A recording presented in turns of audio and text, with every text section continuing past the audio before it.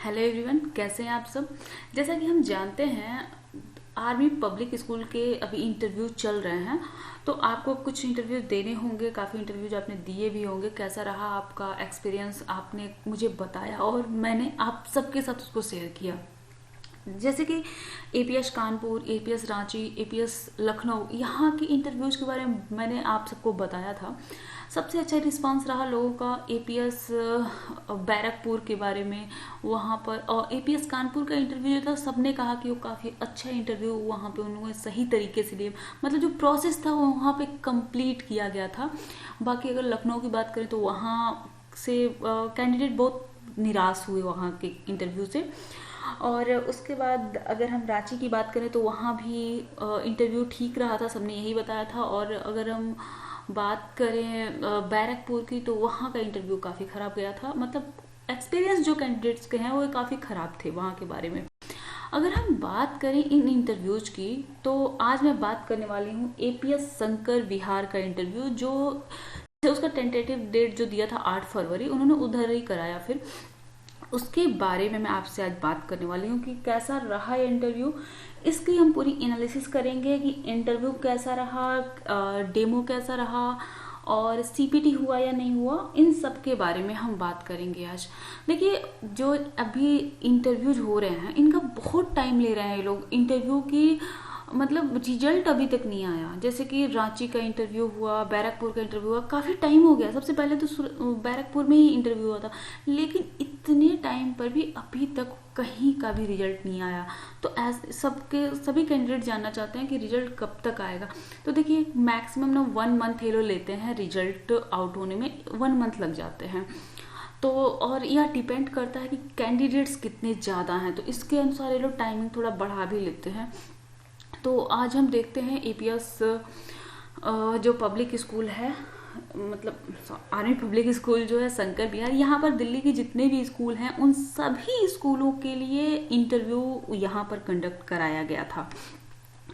तो काफ़ी इसके बारे में मुझे थोड़ा सा लेट से पता चला है कि मतलब कैसा रहा। कैंडिडेट ने मुझे थोड़ा सा देर से बताया, तो इसलिए मैं भी आपके सामने 3 दिन बाद लेकर आ पा रही हूँ इसके बारे में। तो देखिए, जो यहाँ का इंटरव्यू हुआ ना, इसमें क्या था कि सबसे पहले तो डॉक्यूमेंट वेरिफिकेशन कराया गया। और डॉक्यूमेंट वेरिफिकेशन में इन्होंने जो डॉक्यूमेंट्स लिए, उनमें प्रेफरेंस उन्हें वह चाहिए थे जिनके पास 1 ईयर एक्सपीरियंस हो किसी सीबीएसई बोर्ड स्कूल में पढ़ाने का। जैसे कि अगर आप अपना सीएसबी का स्कोर कार्ड देखें, तो वहाँ पर लिखा हुआ है कि अगर आप इसे बढ़ाना चाहते हैं इसकी डेट को, तो आपको कहीं भी 1 साल आपको सीबीएसई बोर्ड के स्कूल में टीचिंग करनी होगी। तो यहाँ पर इसको इन्होंने मैंडेटरी कर दिया था कि जिनके पास 1 ईयर का एक्सपीरियंस सर्टिफिकेट है, यह होना ही चाहिए। ठीक है, जबकि एप्लीकेशन फॉर्म में इन्होंने ऐसा कहीं भी नहीं लिखा है कि आपको 1 साल का एक्सपीरियंस सर्टिफिकेट चाहिए, लेकिन वहाँ पर इन्होंने इसे देखिए हम इसे क्वालिटेटिव रिक्वायरमेंट्स की बात करें तो इन्होंने दिया था should be holder of a valid score card based on online screening test conducted by AWS. मतलब यहाँ पे सिर्फ इन्होंने दिया है कि वो चाहिए, सीएसबी का स्कोर कार्ड चाहिए, proficiency in English and computer is mandatory, computer mandatory है, इंग्लिश प्रोफिशिएंसी चाहिए, यह इन्होंने दिया। लेकिन इसमें इन्होंने कहीं भी ऐसा नहीं दिया कि 1 ईयर एक्सपीरियंस सर्टिफिकेट भी चाहिए। तो ऐसे में काफ़ी कैंडिडेट्स ने इस फॉर्म को भरा जिनके पास 1 ईयर एक्सपीरियंस सर्टिफिकेट नहीं था, और उनको फिर रिजेक्ट ही किया जाएगा ना ऐसे में।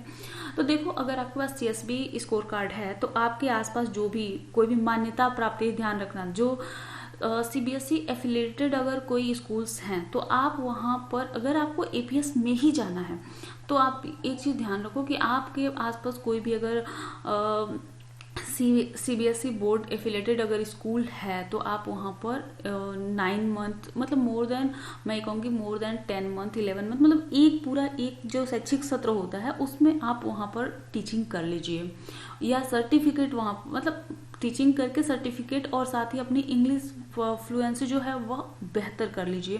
क्योंकि अगर आप अपना स्कोर कार्ड है जो कि 3 सालों के लिए वैलिड होता है, तो अगर आप नेक्स्ट ईयर भी अगर आप चाहते हैं कि आपको एपीएस में ही जाना है, तो आप ये काम कर लीजिए।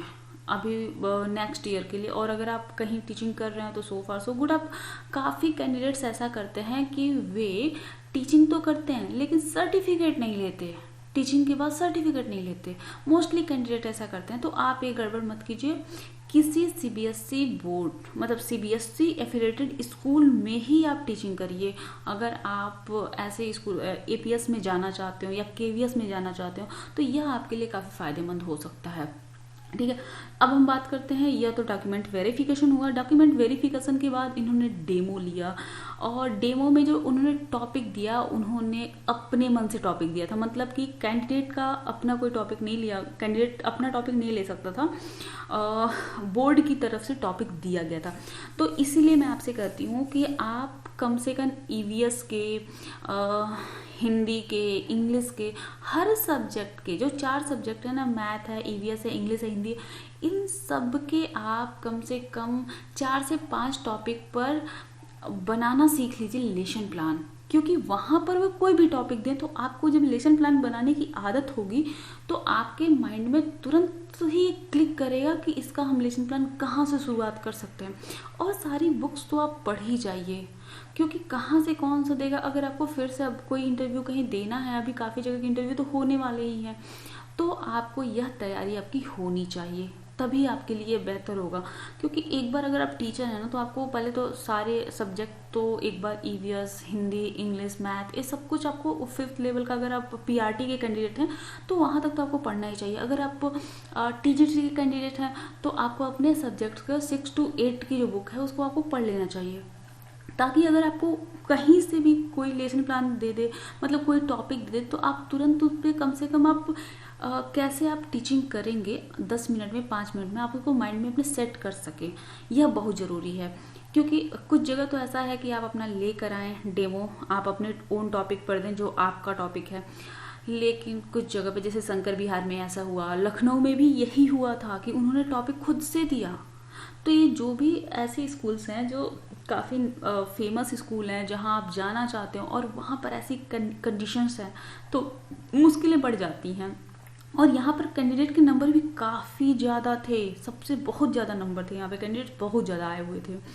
अब हम बात करें तो इंटरव्यू हुआ, फिर डेमो हुआ, डेमो के बाद फिर इंटरव्यू लिया गया।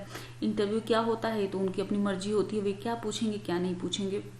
कई बार वे सब्जेक्ट से रिलेटेड पूछते हैं, कई बार ऐसे ऐसे क्वेश्चन होते हैं जिनका आंसर आपके पास होता ही नहीं है, तो इसके बारे में तो कुछ नहीं कहा जा सकता। अब बात करें अगर सीपीटी की, तो वहाँ पर सीपीटी से रिलेटेड ना तो रिटन एग्जाम हुआ, ना ही प्रैक्टिकल हुआ, कुछ भी, मतलब कंप्यूटर प्रोफिशिएंसी टेस्ट तो हुआ ही नहीं। मीन्स एक चीज़, एक जो स्टेप है उन्होंने बिल्कुल छोड़ दिया और इसके लिए उन्होंने 1 ईयर एक्सपीरियंस सर्टिफिकेट जो ले लिए। तो देखो, जब भी सीबीएसई बोर्ड में, सीबीएसई स्कूल में आप पढ़ाते हैं, कोई भी अगर टीचिंग करता है तो वहाँ पर कंप्यूटर का यूज करना उसे सिखा ही दिया जाता है। हर जगह कंप्यूटर बेस्ड ही वर्क हो रहे हैं, तो इसलिए उन्होंने शायद ये ले लिया हो कि 1 ईयर सेट अगर एक्सपीरियंस सर्टिफिकेट है मतलब उसे आता ही होगा कंप्यूटर, शायद इस वजह से उन्होंने इसे छोड़ दिया हो, या जो भी वजह रही हो। तो काफ़ी जगह ऐसा कुछ किया जा रहा है, जैसे लखनऊ में भी ये काम हुआ था, सीपीटी नहीं कराया गया, वहाँ पर सिर्फ डेमो भी अपने मन से, मतलब यह अगर कहें तो यह कॉपी है लखनऊ का, और एक कदम उससे भी बढ़कर है कि एक्सपीरियंस सर्टिफिकेट जो सीबीएसई का लिया गया और लखनऊ में वो नहीं लिया गया था, मतलब उससे बहुत ज़्यादा ज़रूरी नहीं माना गया था, लेकिन यह तो यहाँ पर मैंडेटरी कर दिया गया है। तो अगर आपके पास भी, अगर आपने वहाँ शंकर विहार में दिया है इंटरव्यू और आपका क्या एक्सपीरियंस है, प्लीज़ कमेंट बॉक्स में शेयर करिए, आपके दोस्तों को इससे फ़ायदा हो सकता है। Thank you for watching my video.